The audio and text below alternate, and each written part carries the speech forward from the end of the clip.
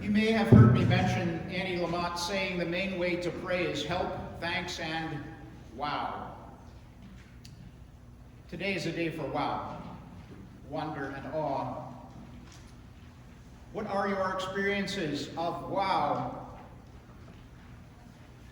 For many, they go right to the birth of their child. I remember another event, processing, not separately, but alongside Kari on our wedding day, singing Love Divine, All Love's Excelling, and the ending phrase of one of the stanzas by Wesley, Lost in Wonder, Love and Praise. That was a wow. I remember suburban Chicago teenagers not used to camp, caught up in a starry night, sleeping on a tarp one summer on an Illinois prairie. Wow. I remember the first time I entered the city of Jerusalem being overwhelmed with awe, the ancient stones, the living stones who welcomed us so graciously, and the awareness of all types of religiosities there that was overwhelming, and the smells of bread. As a kid, I felt God much of the time, you're not going to believe this, at church, where I experienced community with generations of people I wasn't normally with. Not like school. I knew the love of older people like the Fossbinders who provided for me in seminary, the welcome to the tenor section of the choir as a teenager by Robert Wagner and George Bowers, who with his wife let the youth swim in their pool next door. And I loved acolyting and being invited to study the Bible. Church was a wow for me. What are your wows?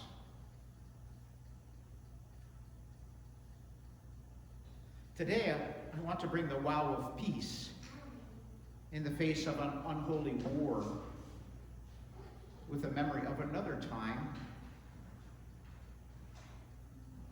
In 1861, Julia Ward Howe was returning from a review of troops in the Civil War near Washington, D.C.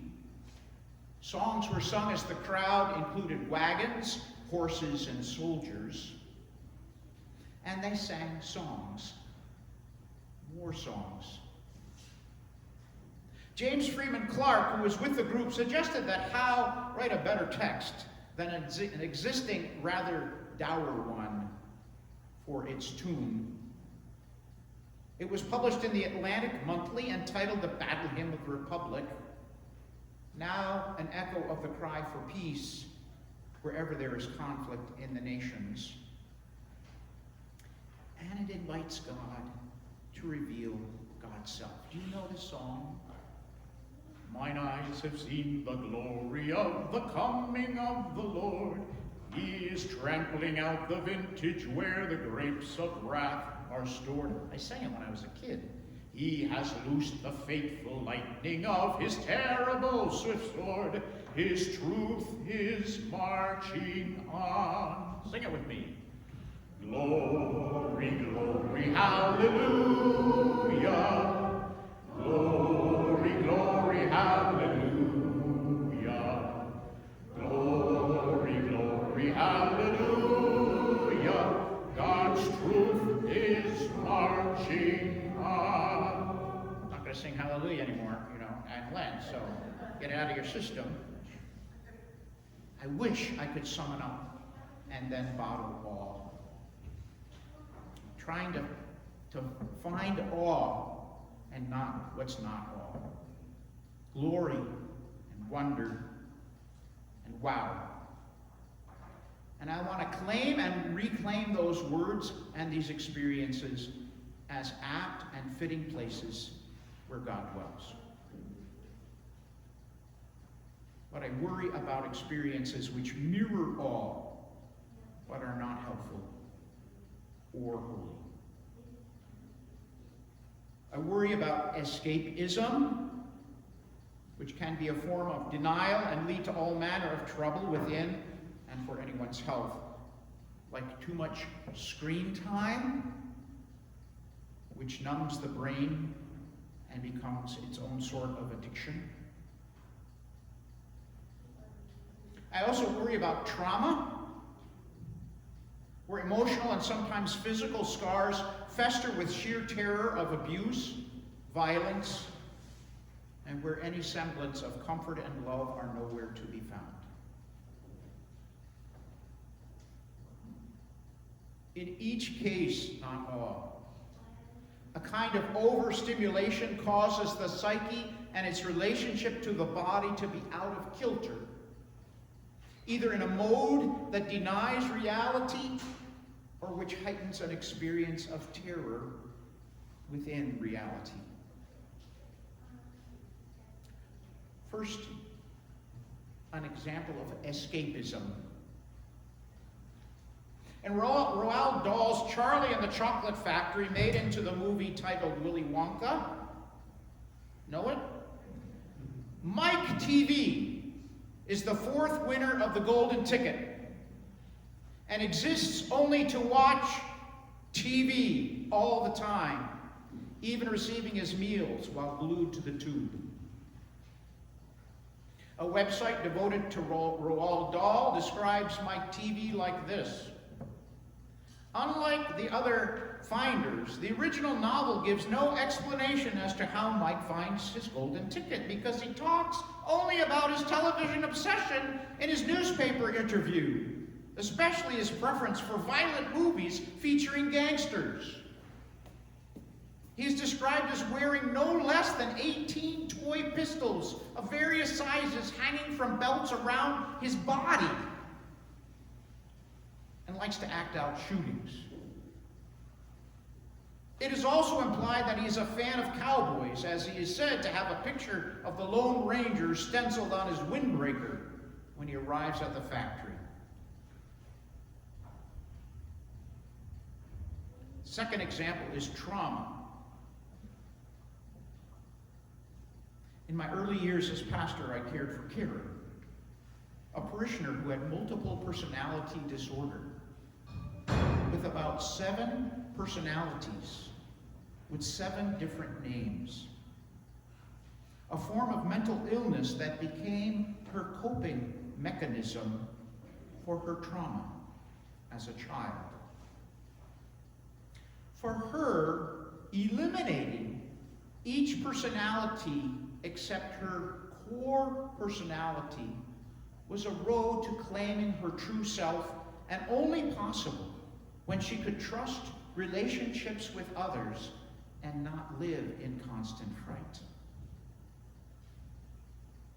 And fortunately for her, the church was a safe place to begin coping. She needed a constant reminder of God's love for her, a listening space, and the ministrations of prayer. These are extreme examples, which are also cautionary tales. We each have our forms of awe that's not awe, adaptations that aren't helpful. Sometimes wonder if my food choices are a form of escape. And I have found living in the world of a pandemic to trigger past experiences of trauma.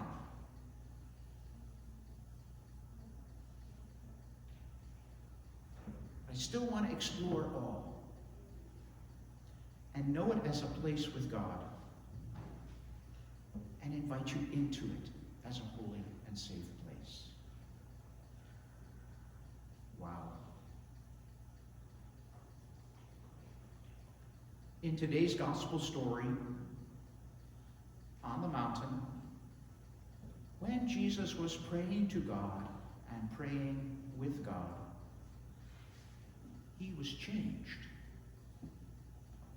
He was transfigured or transformed to still be Jesus, but a wholly different Jesus, otherworldly, bright as the sun, and suddenly in the company of Moses and Elijah, each with their own histories of awesomeness.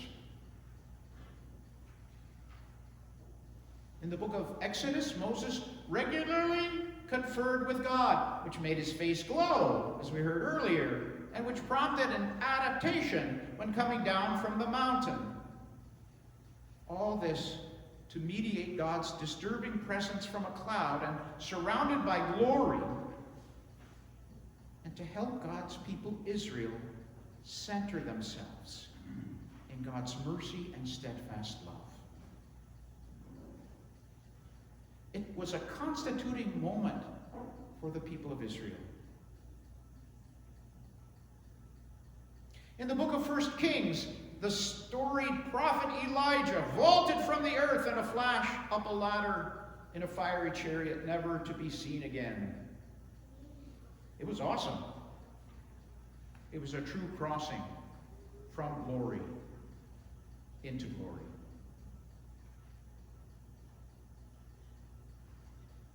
In the gospel story, on that mountain, the holy threesome of Moses, Elijah, and Jesus were confabbing on the topic of Jesus' departure. A peculiar vocabulary word that connects with the road ahead to Jerusalem, to the cross, and the resurrection. In that place, on that day, the disciples witnessed an intense and peculiar epiphany, showing the magnitude of Jesus and his purposes. Did you ever start nodding off to sleep only to be startled by a noise or the light or a fright and were startled into wakefulness?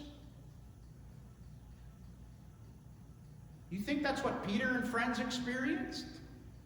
It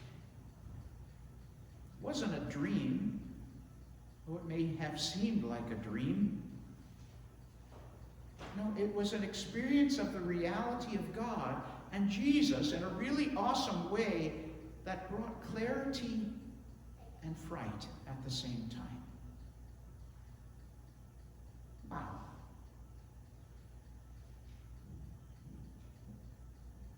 The very next day, as they had come down from the mountain, another reality sparks another wakefulness. The trauma of epilepsy and the fierce love of a father to end its grip on his child. Listen, Jesus, though on the mountain, was like so holy you couldn't touch him and still Jesus, now close to the ground, was attentive to need and angry with unresolved need. So Jesus being Jesus up there, and Jesus continued to be Jesus down here, put a stop to the dis-ease and restored the boy to his father. And that was awesome. Wow.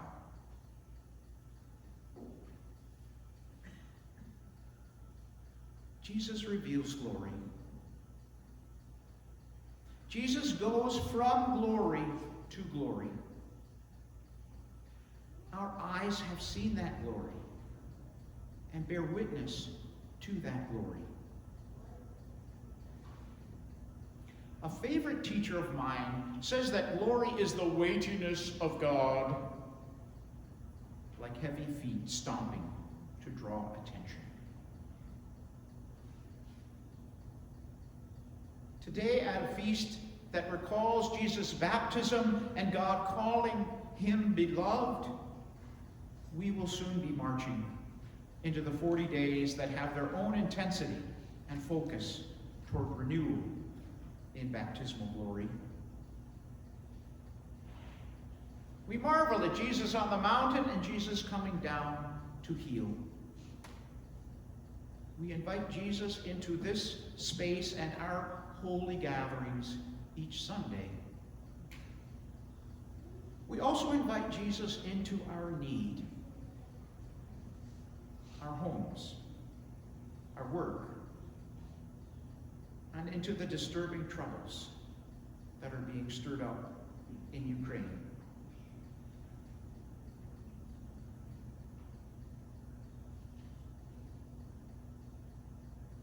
Let us be together in prayer and times of holy silence, drawing away from what distracts to a life with God. Let us recall and give testimony to experiences of awe and wonder that make us want to pitch a tent and revel in joy as we see Christ with new eyes. Can I get a wow?